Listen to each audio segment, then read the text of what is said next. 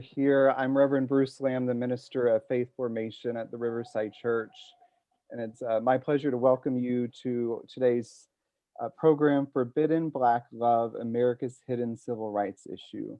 Today, we are thrilled to be joined by Dr. Dianne Stewart, sharing insights from her new book, Black Women, Black Love, and she'll be in conversation today with Riverside member Dr. Andrea White. So today I want to welcome both Dr. Stewart and Dr. White. First, begin by telling you a little bit about Dr. Stewart. Huge congratulations. Dr. Stewart is the newly promoted professor of religion and African American studies at Emory University. And I invite you to follow her on Twitter, and I'll put her Twitter handle at Dianne M. Stewart in the chat. She recently announced her promotion on Friday, and it now has over 26,000 likes. So that's really, really amazing. And she also mentioned, I wanted to be sure and point this out, that she joins the ranks of 2,900 Black women in America who also hold a title, I believe, of professor. So we're so happy for Dr. Stewart. Congratulations to you for this promotion. And Dr. Stewart's research has been supported by the Fulbright Scholar Program, the Bill and Carol Fox Center for Humanistic Inquiry, and the American Academy of Religion. She is the author of Three Eyes for the Journey, African Dimensions of the Jamaican Religious Experience by Oxford University Press in 2005, Black Women, Black Love, America's War on African American Marriage that just came out in 2020 in October, and also Abadiah Orisa and Religious Identity in Trinidad, Africana Nationalisms and the Power of Black Sacred Imagination. And that's forthcoming in 2022. Her work has also been published in the Washington Post and other outlets. Beyond her research in Trinidad and Jamaica, Dr. Stewart has studied and conducted research and lectured in a number of African, Latin American, and Caribbean countries, including the Democratic Republic of Congo, Nigeria, the Republic of Benin, South Africa, Brazil, Mexico, Guatemala, Cuba, the Dominican Republic, and Bermuda. Dr. Stewart has also served on several committees within the American Academy of Religion. She serves on the editorial boards of the Journal of Africana Religions, the Journal of the American Academy of Religion, and the Journal of Feminist Studies in Religion. She's also a founding co-editor with Jacob Olpana and Terrence Johnson of the Religious Cultures of African and African Diaspora People series at Duke University Press.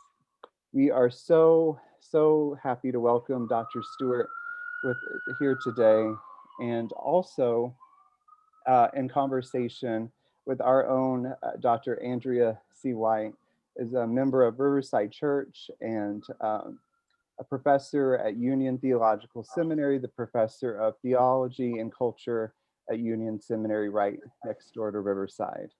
And Dr. White has served as the executive director of the Society for the Study of Black Religion and chair of the Black Theology Unit for the American Academy of Religion. And Dr. White's research specializes in womanist theology and critical theory, philosophy of religion, and fenomenology.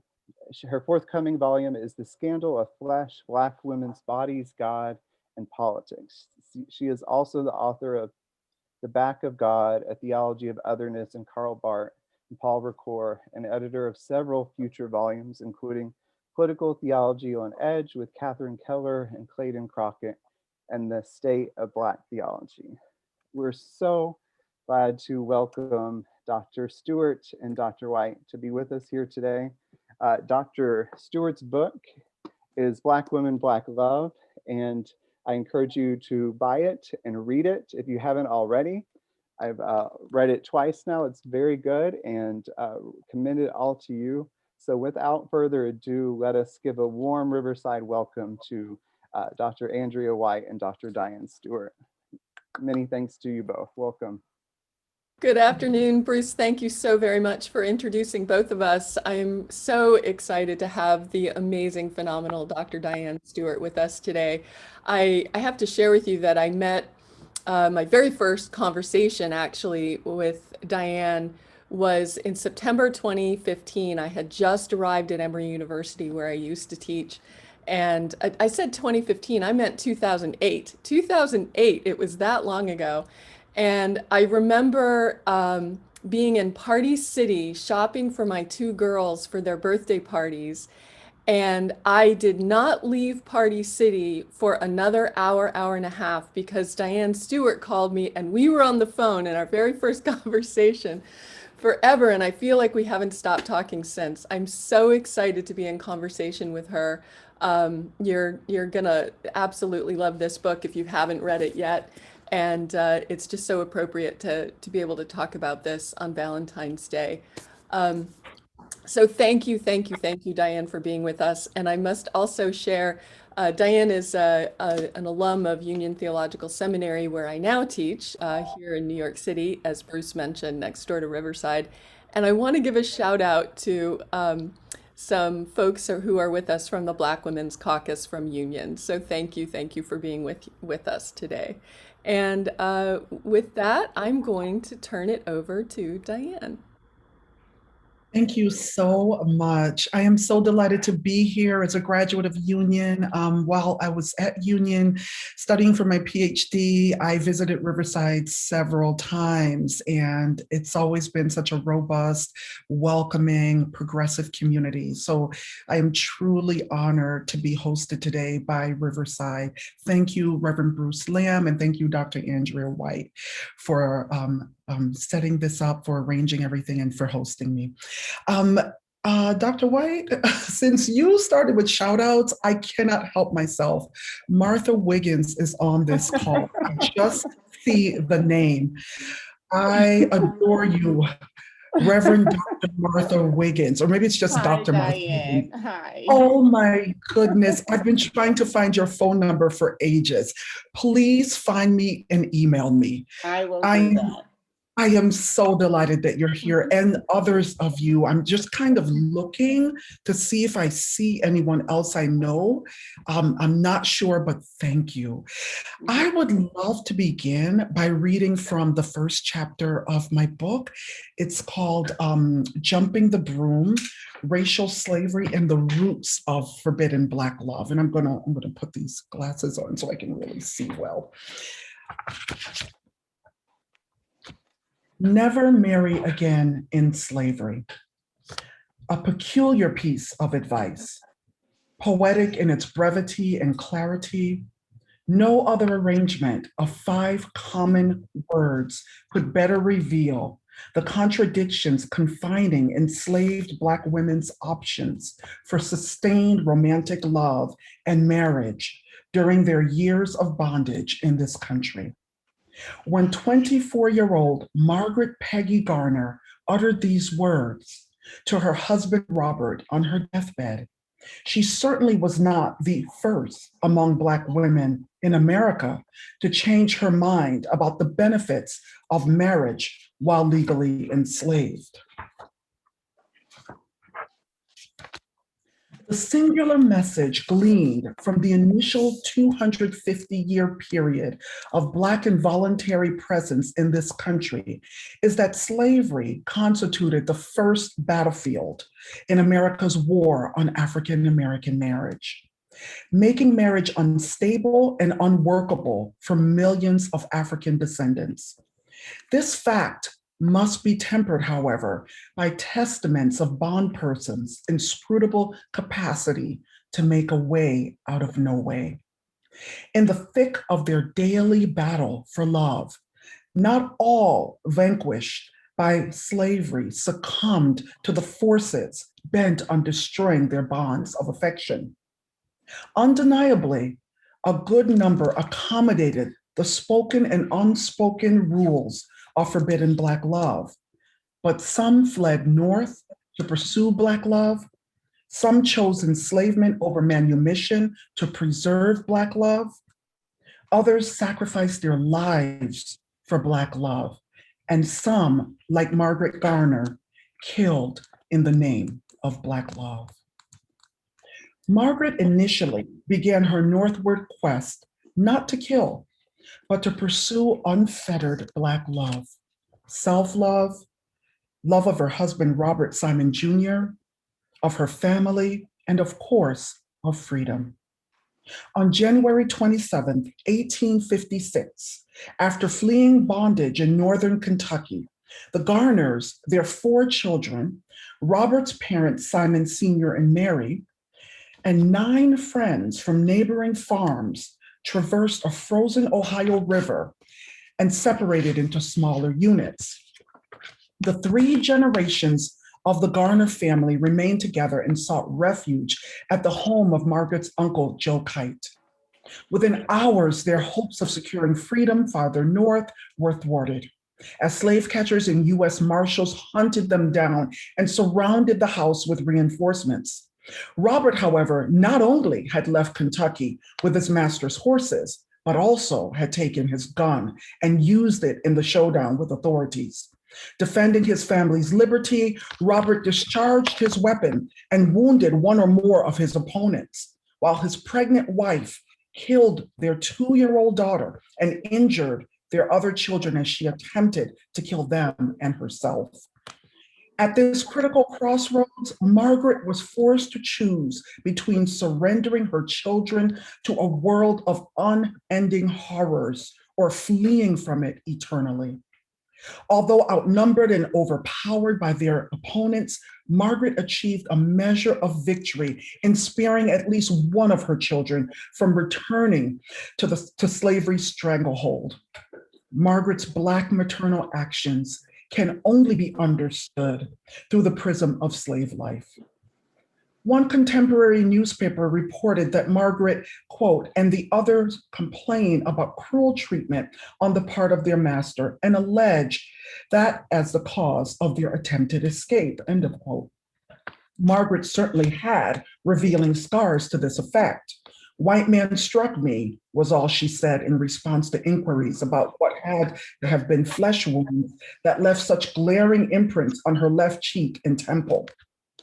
Convincing evidence, if not outright proof, also suggests that Margaret endured repeated sexual violation at the hands of her master, Archibald Gaines, or another white man. And her 2 fair-skinned children were believed to be sired by Gaines. The man with the most access to Margaret, even more than her husband, who lived about a mile away from Gaines's Maplewood farm. Although identified as chestnut brown, Margaret and a Negro, Robert, their children, Mary and Scylla, were described as near white in complexion. That Gaines insisted to deputies dispatched to recover his human property that, quote, no harm whatsoever should be done the little children, end of quote, conveys an emotional investment in their well-being, atypical of a slaveholder with no blood ties to the fugitive children he owned. While we may never know for certain whether Gaines sexually assaulted Margaret, we do know that with only seconds to act decisively and successfully, Margaret zeroed in on slaughtering her girl child first.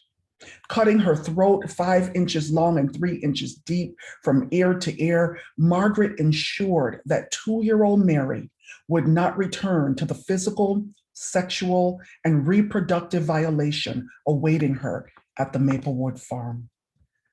Margaret had apparently attempted to kill all 4 of her children on that dreadful day of reckoning.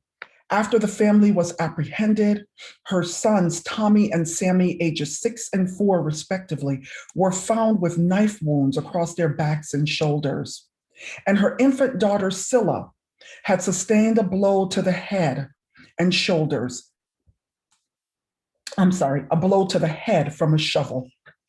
However, something telling remains with Margaret's infanticidal wishes and filicidal act concerning her 2 girl children.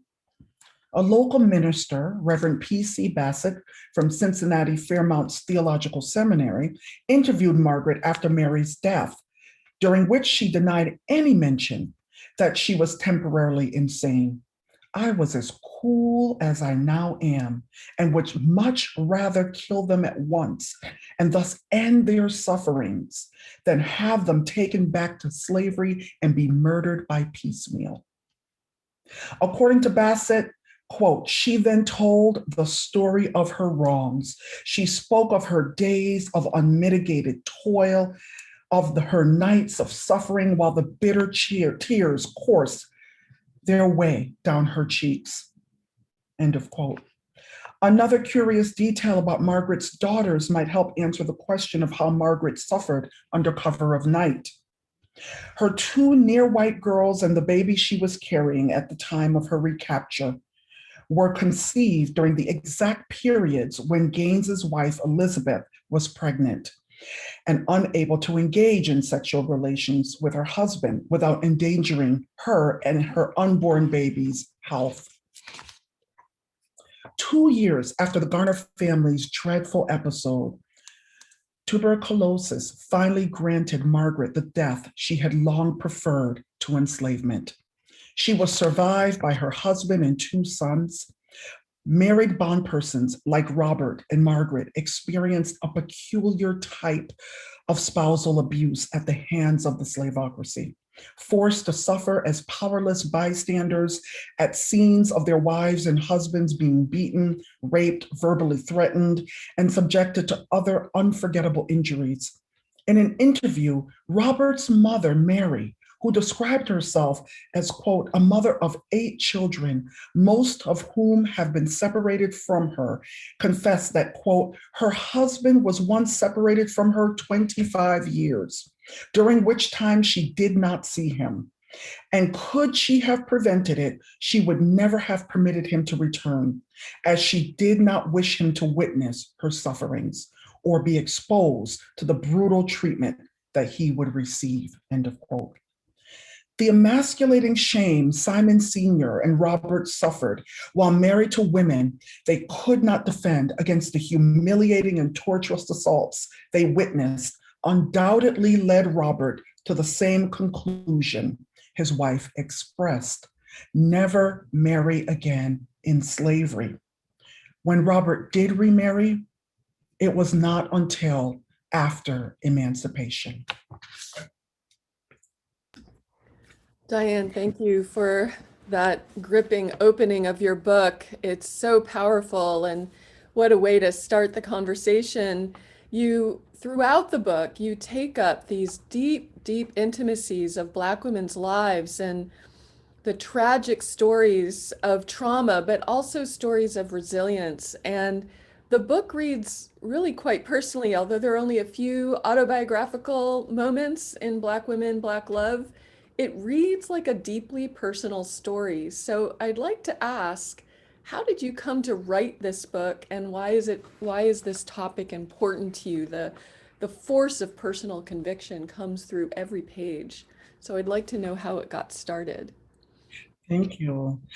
Andrea, in 2003, I was doing research for a new course I was developing simply called Black Love. I was trained by James Cone. He was my advisor at Union. Dolores Williams was also very crucial to my education, as well as James Washington, Vincent Wimbush, Beverly Harrison, and other scholars. And one of the things that I began to realize after about maybe 5 or 6 years of teaching, I began teaching in 1997, was that, Dr. Cone had always said that there are 5 themes that emerge time and again in African-American history, African-American religious history in particular: suffering, hope, justice, love, and freedom. And I realized that as Black theologians, womanist theologians, liberation theologians, we often focus on the 4 of those themes, but we don't focus a lot on love. And so I decided to create a new course called Black Love. I wanted to focus on love. Well, it turns out that to talk about Black love does mean really engaging with all of those other themes, including suffering and trauma and all of that, because we have to talk about lovelessness in the African American experience as well. But in getting ready for that class, I was going back and forth in my mind about whether to include a section on romantic love. And at that point, I was particularly looking at heterosexual coupling. And my TA was the one who really convinced me. I didn't want students to not take the class seriously, so I snuck it in at the very tail end. As I began to do research on the subject, I was floored. I was just totally floored by what the data were saying. I had been in conversations my entire adult life since college about inadequate opportunities for Black women to find love, to partner, and to marry, especially with Black men. But seeing it in print, seeing the studies really impacted me. And while social scientists tend to focus on barriers to love and marriage in the African American experience from the period of the 1960s when marriage rates really began to drop for African American families, I felt that we needed to look at this as a longer phenomenon. And I wanted to take the analysis all the way back to slavery. So I began at the beginning. And what I really left this research convicted about was that we have to talk about this issue as the civil rights issue it is. Marriage is a civil right. We experience it very personally and very intimately, so we don't often talk about it that way. But African Americans gained the right to marry in 1865 with the passing of the 13th Amendment. And yes, it is true that many married during slavery, although many marriages were disrupted due to the domestic slave trade. Many married during slavery, but their marriages were not legally recognized, and they certainly did not have the legal right to marry until the 13th Amendment was passed. So when I compare what I was working on to the kinds of materials that are available to a wide public, not just to academic audiences, I didn't see anyone working on this problem based on the systemic and structural barriers to love and marriage for Black women. Usually the conversation focuses on self-help approaches, advice for Black women, strategies that Black women can deploy to make themselves more appealing in a depleted marriage market and dating market. And so I wanted to call attention to the Black community, to America, to the nation at large, that this is actually a civil rights issue. Marriage is a civil right. And for all intents and purposes, Black women are being denied too much access to exercise that civil right. And so that's where it gets very personal for me. And so I think one way audiences can approach my book is by understanding that I am purposefully giving attention to narratives and data that show how racist and sexist laws, policies, institutions, and cultural attitudes have placed barriers between Black women and experiences of enduring love and marriage across the centuries. Thanks for that. You spoke about the class where this was born, your class on Black love. I happen to know from firsthand experience that you are a phenomenal teacher and you're deeply invested in student learning. So I'd love you to tell us about your course, Black love, and what are some memorable moments that you've had with students as you were working through these issues? What class discussions stayed with you as you were writing? Yeah, no, I love talking about that class. I've only taught it. I've only had 3 iterations of the course, and it changed significantly since I taught it in 2004. I taught it again in 2016. It was a time in our nation, as we're experiencing now, of student activism, explosive student activism. For a long time, since I began teaching in 1997, I used to say to my colleagues, "Why are all the professors more radical than the students?" It just seemed like, we were so radical in the 80s and the 90s when I was in college, right? Protesting what was going on in South Africa, divesting. And, when I entered the professoriate, I just felt that my students were much more oriented toward following more capitalist oriented agendas, getting credentialed so that they could advance their careers. And it just took years upon years to see students radicalized on campuses again. And I mean radicalized in a good way. And so Black students were very upset in particular about the death of Trayvon Martin. And they were depleted. I am a professor that's very approachable. They were often coming to me angry, full of rage, not knowing exactly how to direct that rage toward affirming and purposeful activity. And so I felt that it was time for a new iteration of the Black Love course. And so the course has always focused on a range of Black intellectuals and thinkers across a number of topics. And so Bell Hooks is it's like an anchoring scholar for the course, and particularly her book, Salvation. Audre Lorde is also a very important anchoring scholar. In fact, I tell the students that Lorde, through her analysis of the erotic, offers us the best avenue, the best way to begin to develop what Layli Mapayan calls technologies of love in her womanist work. And so we start with them, and we engage with Howard Thurman, Martin Luther King Jr. We look at what it means to have the strength to love one's enemy in the middle of the civil rights movement. We look at also Malcolm X and Black Power movement advocates and writings about self-love. What does it take to love oneself in America and in the world? So we work through those things, but we also look at family love. In 2016, and it's been really successful, I added a unit, and I work with a colleague who's a specialist in this area on what happens to us when we fall in love in terms of neurochemical processes in the body. What it's called the brain in love. What happens to our brains when we fall in love? And so that's been very, very exciting. We also look at parental love, and we look at Black feminism and womanism and love. We look at Black masculinity and love. LGBTQ issues are not just a section; they are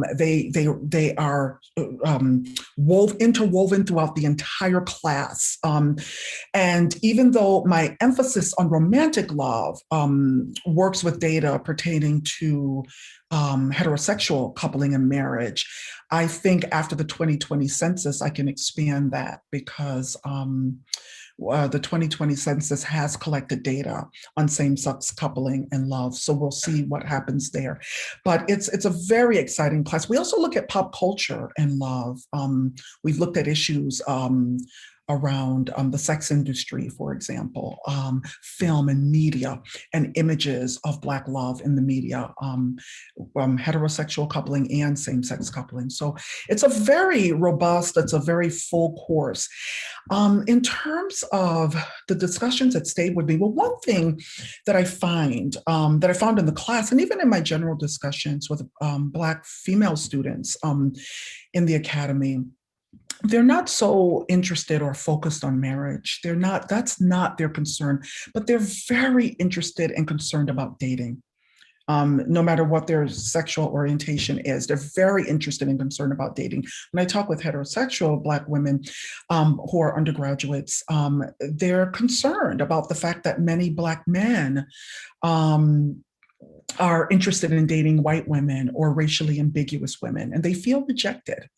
And I often tell them, I remember the same conversation when I was in college. It's almost as if nothing has changed. At least at that evolutionary, at least at that stage of their development, in college, it seems like this phenomenon continues. So that's something that stayed with me as I was writing. The other thing is that Black men seem a little bit more uneasy with the conversation. My Black male college students seem a little bit more uneasy, and my other college students, Asian, white, they seem very interested in just learning about the conversation and about the materials. The other thing that stuck with me were discussions about different approaches to marriage, traditional Western approaches versus traditional African and Asian approaches. We had very robust robust conversations about those different approaches, whether arranged marriages, in the widest sense of the word, are helpful or useful, even in Western culture. So those discussions especially stayed with me. Yeah, thanks. Thanks. I'll ask you just a couple more questions and then we'll open it up for Q&A with everyone who's with us so that I don't hog you up with my questions. But I want to ask you about patriarchy. When you write about patriarchy, you explain that patriarchy is not African patriarchy and it's not God's patriarchy, but as you so powerfully put it, it is white America's patriarchy, the Black community's entrance fee to the dark margins of national belonging. You say this on page 195. You talk about how it's embedded in Black culture, most especially in the Black church. Black male pastors, you write, quote, are the most ardent pushers of patriarchy in the Black community. And I know you weren't necessarily referring to Michael Livingston, our senior minister, who's on the in the class with us right now. Michael, you're excluded from this question. But anyway, you discuss the uncritical reading of biblical texts, and we know from your biography that you're a religion scholar. If you were to, and we also know, being trained by James Cone and Dolores Williams, that you're also a theologian, you're a womanist scholar. And if you were to add a full chapter on religion, what might you include in it? What is forbidden Black love? How is forbidden Black love also a theological problem? Oh, it's a great question, a very important question, because the institution of Christianity has been one of the most powerful structures that has harmed Black love and marriage over the centuries. And I think it's hard for Christians to hear this, but it's certainly true that Christianity was deeply intertwined with slavery and the conditions of slavery that prohibited Black love and marriage. And I know theologically, as a student of James Cone, whom I loved, I adored my advisor, I must say that, liberation theologians would say that wasn't Christianity at all. That was the abuse of Christianity. But I'm going to talk now as a historian, that the phenomenon itself, the tradition, the institutional church was deeply intertwined with slavery, and the conditions that interfered with Black relationships, with Black freedom.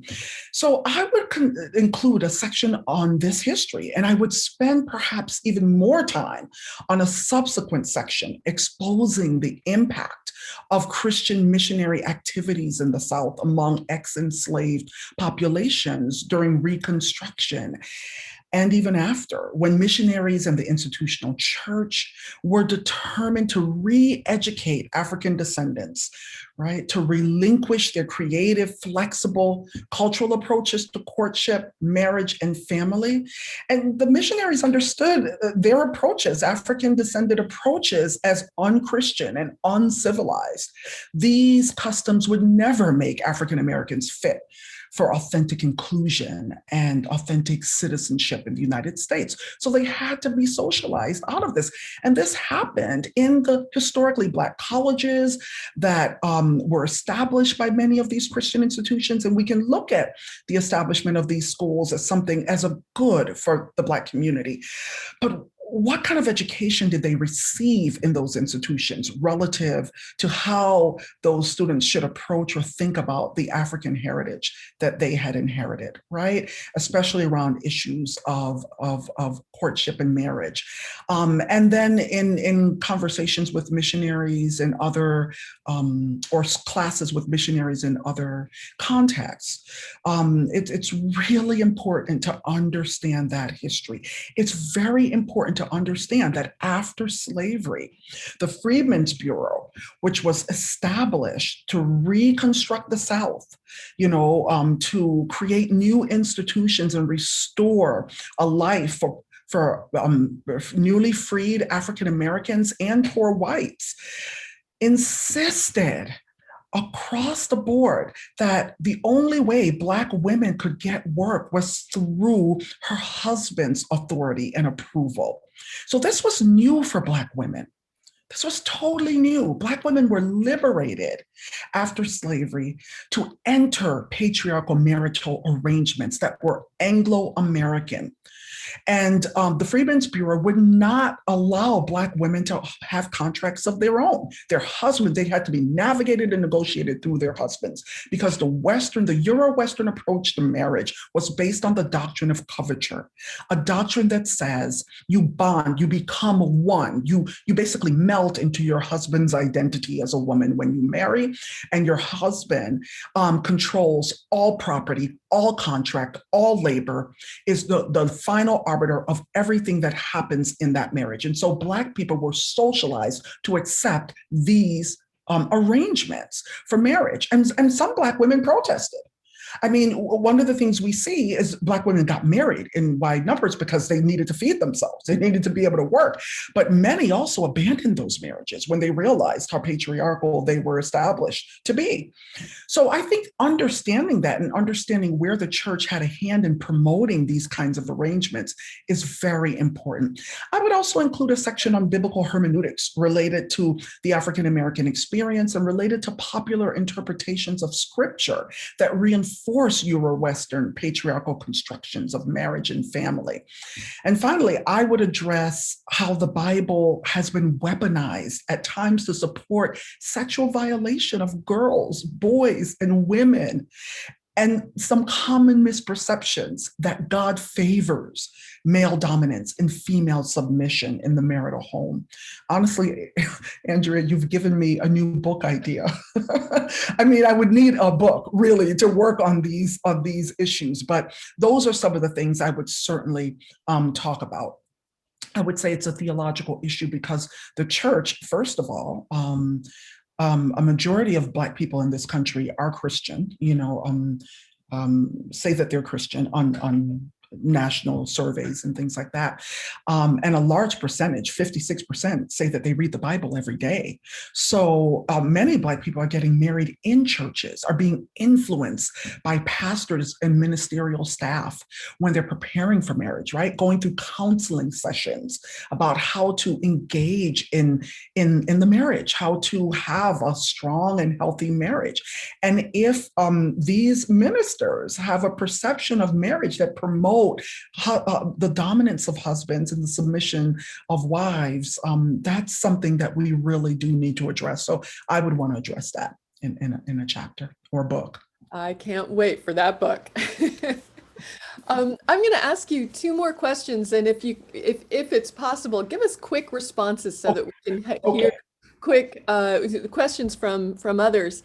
So just two more questions really quickly, and they're not small questions, so forgive me, but you offer some practical strategies for addressing the systemic issues of forbidden Black love. How would reparations address the problem?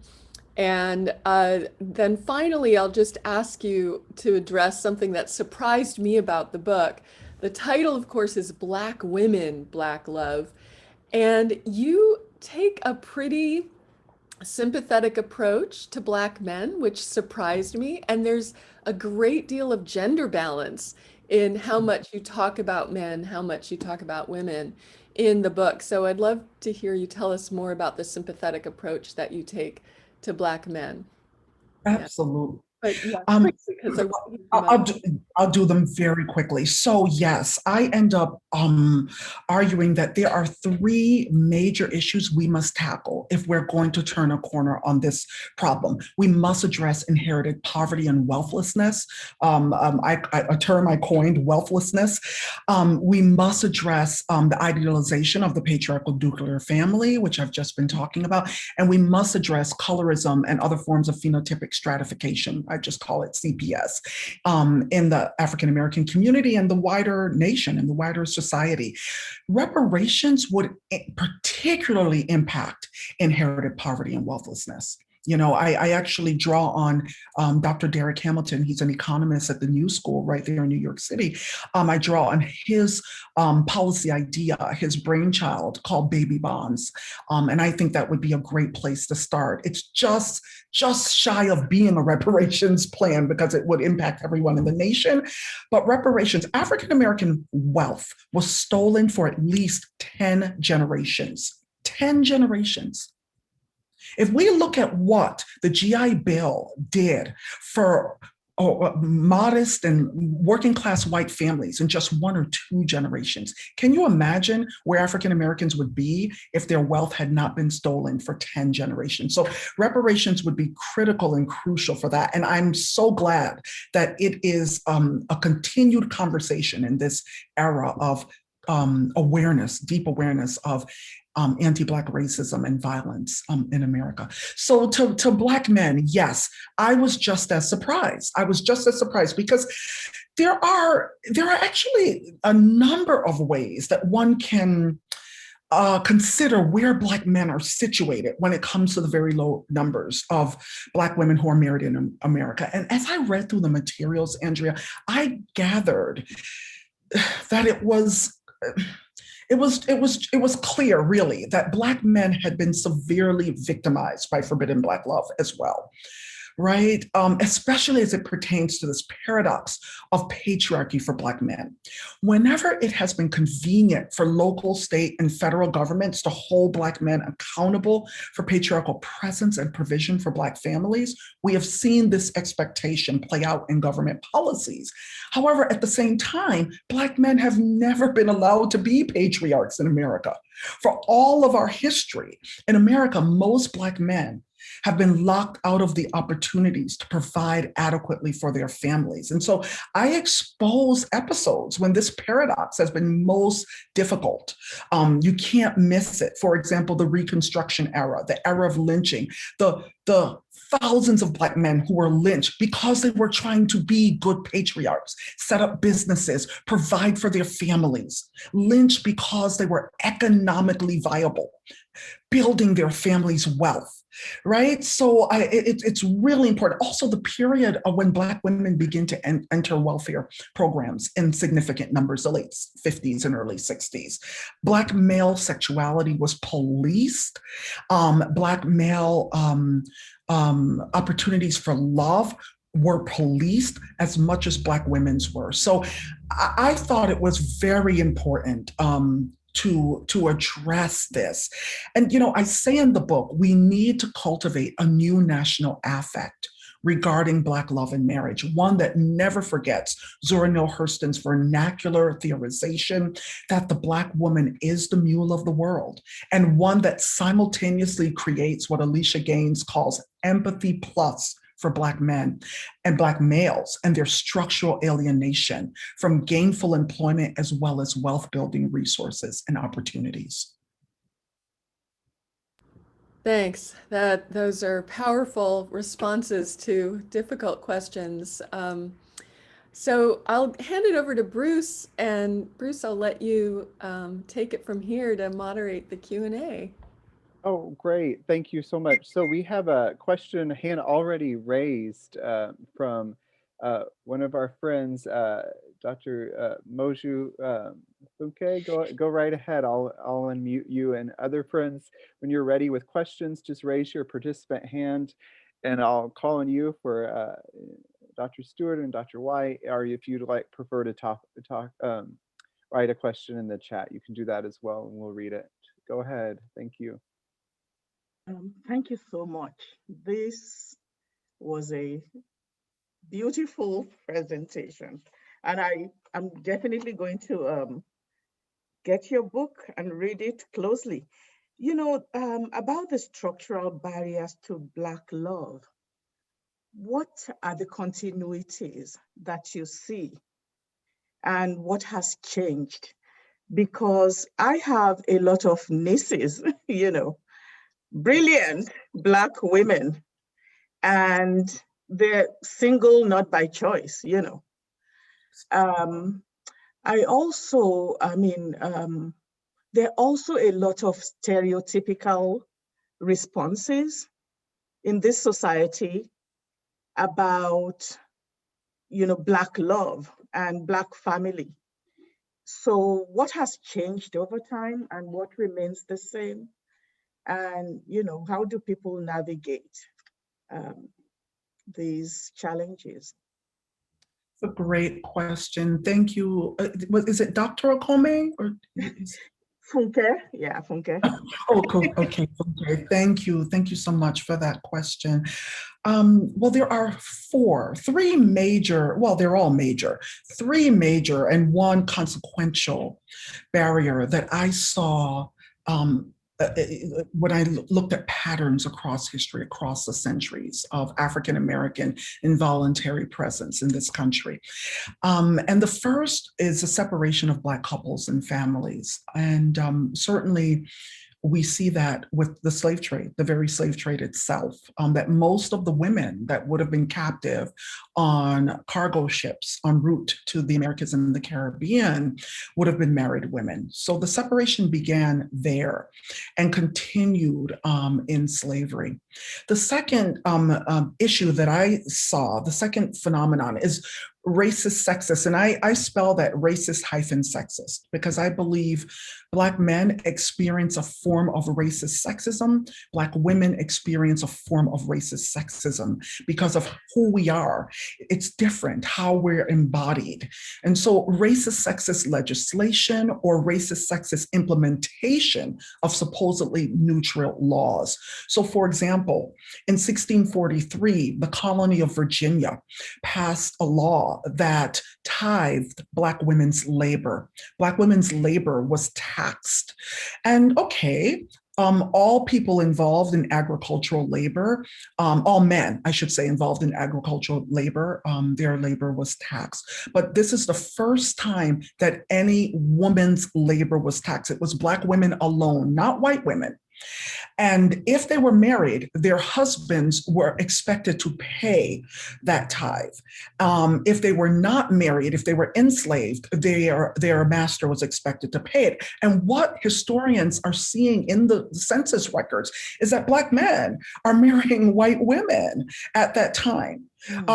In other words, it's cheaper to marry white women whose labor is not taxed. So even way back then in 1643, we see this. It's quite alarming. So yes, these racist, sexist legislation and the period of Black women's entry into welfare is a major period to investigate when we think about this or the implementation of supposedly race neutral laws. The third is reproductive and sexual violation of Black women. And certainly most people would understand why that is so pronounced during slavery.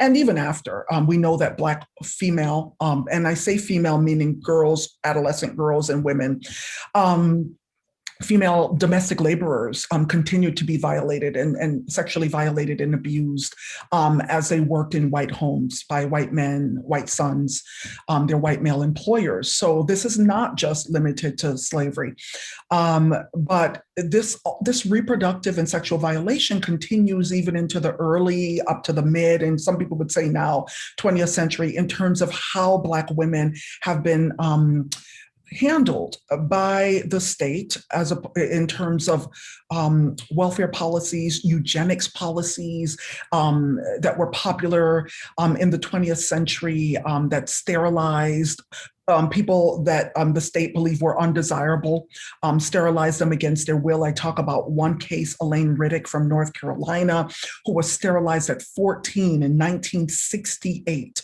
And when we look at the data from that period, Black women are being sterilized at the highest numbers. So this reproductive violence continues. And I actually think when we look at the stats on infant mortality rates and maternal deaths related to pregnancy and delivery, I actually think it's not unconnected to this issue of reproductive violence and sexual violence against Black women. So that was a third pattern that I saw across history. And then related to that, the fourth, when we think about the sexual violation of Black women, and as one enslaved woman, formerly enslaved, she was interviewed after slavery, says there was a world of yellow people back then talking about the violence, the sexual raping of Black women. We know that color consciousness comes into America and into Black America in particular as a result of much violation, not only violation, but predominantly violation during the slave period. And so colorism and phenotypic stratification also plays a role. There is a study that was done by Dr. Derek Hamilton. I mentioned him and some of his colleagues, which is absolutely shocking to me, but at the same time, maybe not. In 2009, it showed that they used a large data set that Black women who are fair-skinned, especially in their 20s, up through 29, who are fair-skinned, are twice as likely to marry than Black women who are dark complexioned, and 17% more likely to marry than Black women who are medium complexion. So colorism and phenotypic stratification is a serious barrier. That's one that continues to be a major barrier. Now, one of the things that people have talked about is the asymmetry between the numbers of Black women that are not just going to college, but in particularly graduating from college. I remember I shared my plans for writing this book with a prominent historian, a Black woman, who confessed to me. She said, I cringed. I know every feminist bone in my body was crying out, but I told my daughter when she was considering whether she should do the joint PhD, MD degree, I told her, don't. Just do the MD, because you'll never find a man. You'll never get married. You'll be too educated. And she said, every feminist bone in my body cringed, but I just didn't know what else to tell her. So there is real concern that for women who are middle class, upper middle class, that they don't have enough Black men in their class group to find viable partners. And certainly one of the major institutional barriers today is mass incarceration. Of course, it began in the 1980s with Reagan, Ronald Reagan's policies, but it certainly, we know Michelle Alexander's book, about mass incarceration. That is a major institutional force today. And what can we do to overcome? The one message I really want the nation, Black women, Black men, to take away from this book. One, I really wanted to change the conversation about Black relationships, Black love relationships, romantic relationships. It can sometimes be a contentious conversation. We come in already as enemies, and I wanted this book to shift the focus.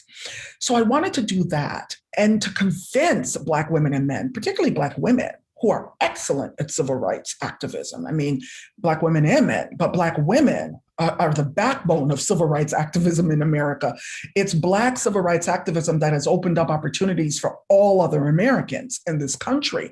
And so I really want to convince readers that this is a civil rights issue that needs to be included in our activist agendas. That's what we must do. Yes, it doesn't give someone the personal answer, but don't we want to change this situation for the next generations of Black women? Don't we want to do that? And the only way to do that in a sustaining manner is to attack it systemically and structurally. And so I think we do have to address some of those issues that I mentioned earlier and bring them into all spaces where we have influence, whether it's our children's bedrooms at night, reading them stories. We cannot be neutral about colorism. We cannot say, oh, I'm just gonna say that all people are equal, everybody is valuable, it means the same. We have to emphasize, I like what one of social media influencers says, the corrective promotion of dark-skinned women. We need to engage in a campaign on that. When we're reading books to our children at night in their bedrooms, and when we're in the boardroom, wherever we are. Many institutions across this nation, many industries are actually listening, whether for totally positive reasons, whether it's just because they feel their hands are twisted or whether it's because they really want change. The fact is they're listening. And when and where we can impact these industries, from the sports industry to the advertising industry to educational institutions to the church and other religious institutions, we need to be doing that with this question in mind. I've said elsewhere, it's not just Black Lives Matter, it's Black Wives Matter. And we need to engage this question and this issue from an activist standpoint. So that is my answer based on this book. It doesn't give the most satisfying answer personally, but I think it's an answer we need to hear and we need to think about. Thank you so much. There's several good questions coming in on the chat, so I'll just take them in order and read them for us. So the first one's from Miriam. It says, please share some of the data you'd uncovered about Black love, which floored you. Floored me, yes. Oh my goodness. So first of all, I don't know if it's because my parents were married when I was growing up and still are. They're both still alive. I'm so thankful for that. But when I saw that the actual number, I say 71% in the book because I was always told that, you round up when it's over 5. So the actual number that's reported in the census is that 29.4% of Black women were married at the time of survey. Okay, so it's 70.6%, call it 71%. Were unmarried. It doesn't mean that some of these women had not been previously married. It doesn't mean that, but at time of survey, 71% were unmarried. Among that number, and a lot of people get this wrong. They'll say, "Oh, people are being so negative about Black love and marriage. It's always, looking at the situation as glass half full." The statistic is that 71% of Black women between the ages of 25 and 29 have never been married. Well, that's true too. But it's also true that at time of survey, 71% of Black women were not married at the time. And when we go up to 30 to 35, or it might be 35 to 39, I'll have to look at that again, it's 54% of Black women who have never been married. Another statistic that sometimes gets misunderstood as well. So people will say, well, Black women, by the time Black women are in their mid-50s, they're married. What the statistic is that when by the age of 55, most Black women will have been married at least once. It's not necessarily the case that they're all married. They will have been married. They could be divorced. They could be, they will have been married at least once. So those stats were very shocking to me. Yes, I've been having the conversation about, where are the Black men, but I just didn't expect the stats to look like that. Thank you. The next question is from Shelley. Shelley asks, what do you think are the consequences for the destruction of traditional matriarchal African societies? Can we recover matriarchal-oriented society? Wow. That is an area that I would love to do more research about. I haven't had enough time to do the kind of research I really want to do because there's also a lot of conversation about matriarchy, period. I remember I studied Mary Daly, the late Catholic. Well, she called herself an agnostic philosopher. She was a sister, a nun at one point, and she left that. And many of you probably know about her. But reading her works with Beverly Harrison, who said, "Why do you want to read Mary Daly? There's all this good womanist stuff out there." I said, "No, I love her work. I just love the fact that she has problems. She's, Audre Lorde put her in her place. We know that. But she creates her own language. She's just fascinating to me. And so her writings really got me interested in issues of matriarchy, even in pre-Christian European cultures and other cultures globally. So there's a lot of work to be done. But I would say this, I don't like to use the word matriarchy, honestly, because I think sometimes people use that as a counterpoint, like as a correlate to patriarchy. And so I prefer what African feminist scholars have used. I like Ife Amaduime's concept of matricentricity and Oyeronke Oyewumi's concept of modernity. I really prefer that. And so what I encourage in the book is that Black people, and I would think American society in general could benefit from this, Black people should investigate and explore the healthy benefits, the healthy resources that are a part of wider, flexible Black family forms that have been demonized, that have been rendered dysfunctional by larger, wider narratives, especially the Moynihan Report in 1965. But the matrifocal unit is not an unhealthy unit. And there have been these debates. Is it from the African heritage? Was it slavery that made it necessary? Well, it's both. It is an African institution that African Americans and other diaspora Blacks have never let go of. When I became a godmother to my Haitian American godson, his mother called me a macomer, my co-mother. That's in the Francophone Caribbean tradition. Patricia Hill Collins cites other mothering as part of the African American tradition. We have these strong matricentric traditions in our cultures that we see most prominently, I think, in working class and poor Black communities.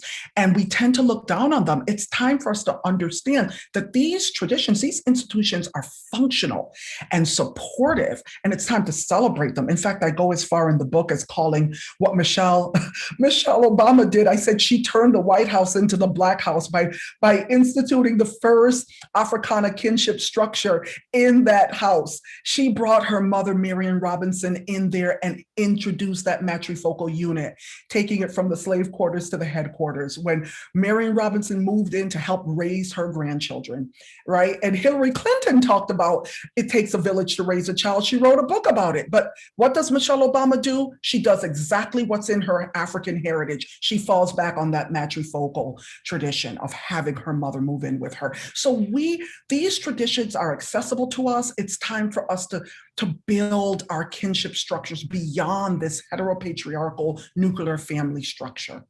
So that's what I focus on. And honestly, if there was a follow-up to the book that I would want to write, apart from what Andrea just reminded me of, why is this a theological problem? It would be a book on Africana kinship structures, and I would like to explore that even further. So thank you. I hope I answered the question.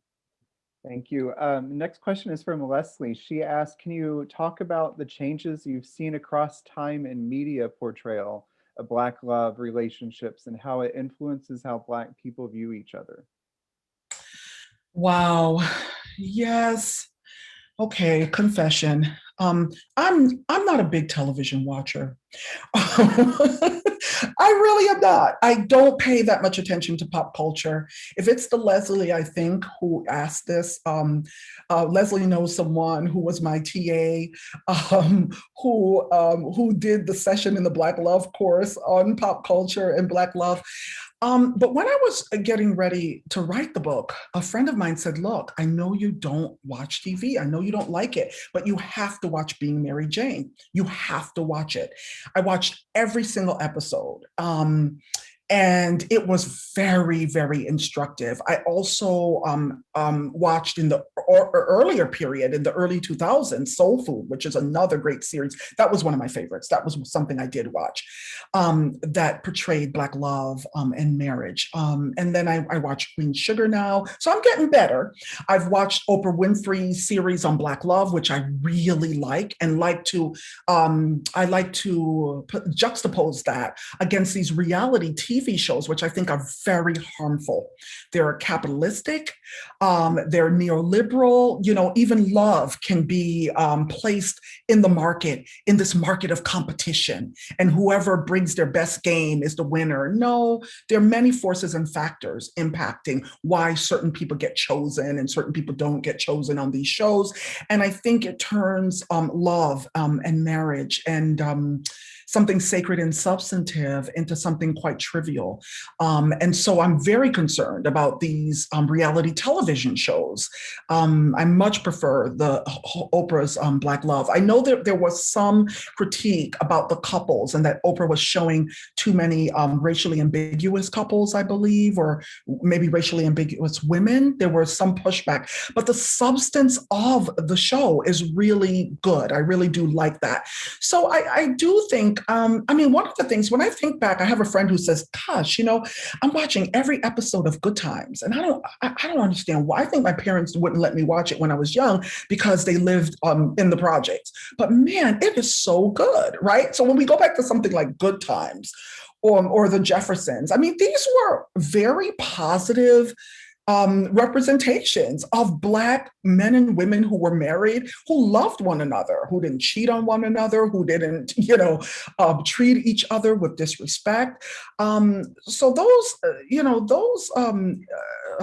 images were there. My fear is that in today's era, this reality television show, some hip hop forms of hip hop culture and music, and broader traditions, broader customs in American life, trivialize marriage and love, trivialize commitment, present stereotypes about Black women and Black men, common stereotypes, particularly even stereotypes about single Black women or the absent Black father, that we still need to work to overcome, actually.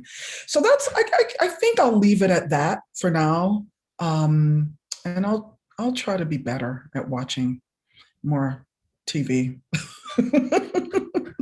Well, there's, I think about, there's so much out there, and this one other question I wanted to comment says, most young people I know are meeting romantic partners online. How does it not impact Black love, or does it? I wanted to I say, please do it. Black women, all of you, get online as soon as you can. Be careful about it.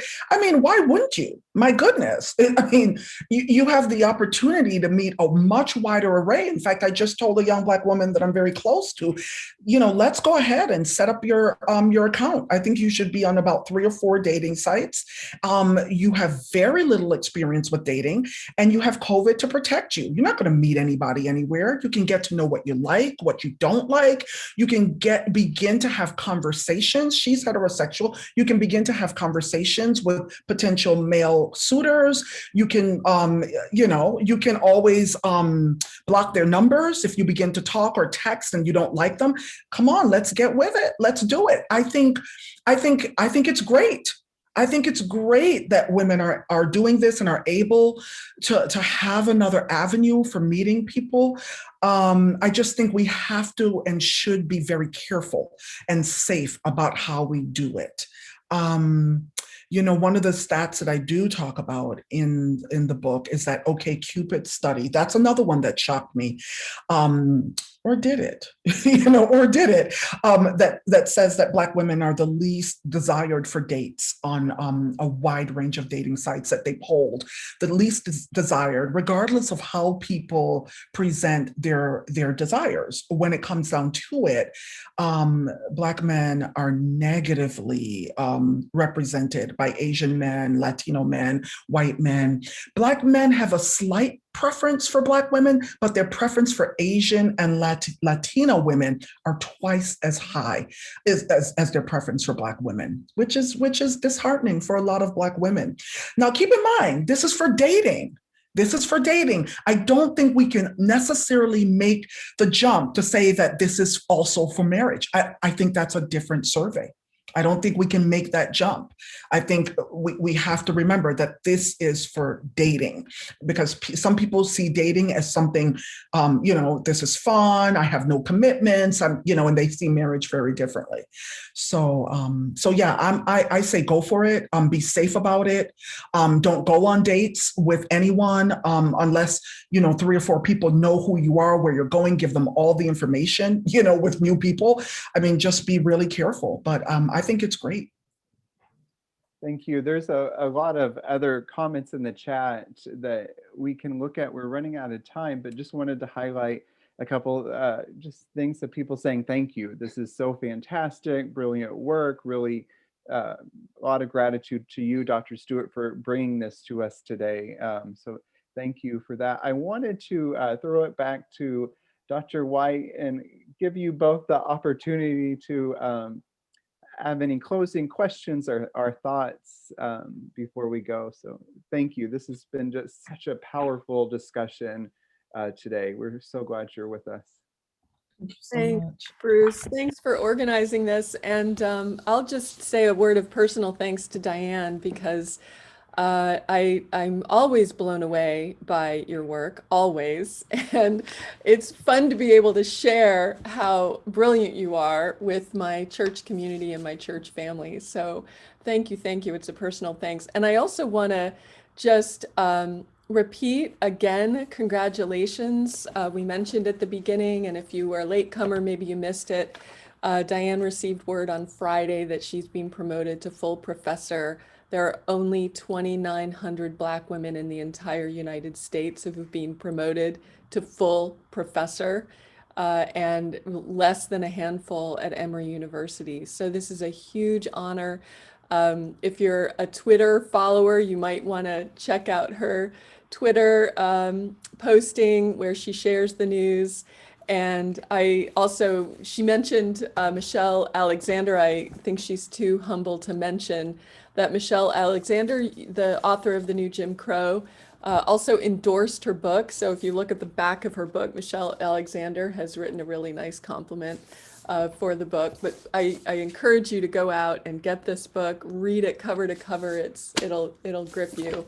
It was a Christmas present for me, and I was really delighted and grateful for all of the work that went into this book. So Dianne, thank you for being with us. Thank you. What should I say something to close out, or are we Sure. okay? That would be Okay. great. I know Margaret Garner's story is so heavy. I just wanted to read the last paragraph of my book. For Black women in particular, discerning how to respond to what we often experience as an up close and personal battle can invite immobilizing feelings of overwhelm and powerlessness. But we must respond, knowing that with all the lovelessness and lawlessness that Black girls and women have endured for 4 centuries in this country, with all the abandonment and exclusion, we keep emerging as paragons of unconditional, tenacious love among our families, local communities, national population, and ourselves. Single and coupled Black women are even discovering new ways of loving and supporting one another and building sisterhood through international travel groups, exercise teams, book clubs, expos, conventions, and other activities that enhance the pleasures of life. These womanist practices of solidarity and hospitality support sociality, heal brokenness, and mitigate the isolation and loneliness Black women can experience during long and even permanent periods of undesired singlehood. Through practices of love, Black women have fashioned a womanist grammar of belonging, indeed, a womanist love language that this nation must now learn to speak fluently. As we mobilize with allies who want to see new possibilities for Black women and Black love in America, this is the heritage we must remember and uphold. Thank you so much for attending today. It was such a pleasure to be with you. Amen. Thank you. Thank you. Thank you. Mark, oh my goodness. Thank you again. And we look forward to, I hope, having you back again with us at Riverside real soon for more discussions on your work. So thank you for joining us. I've posted in the chat where you can follow Dr. Stewart on Twitter and her website and to purchase the book. And I'll email out today's discussion that to everyone that's registered the recording. So thank you all again for joining us today. Many blessings. Thank you, Dr. Stewart. Thank you, Dr. White. Thank you. Thank you. Thank you. Thank you. Take care all.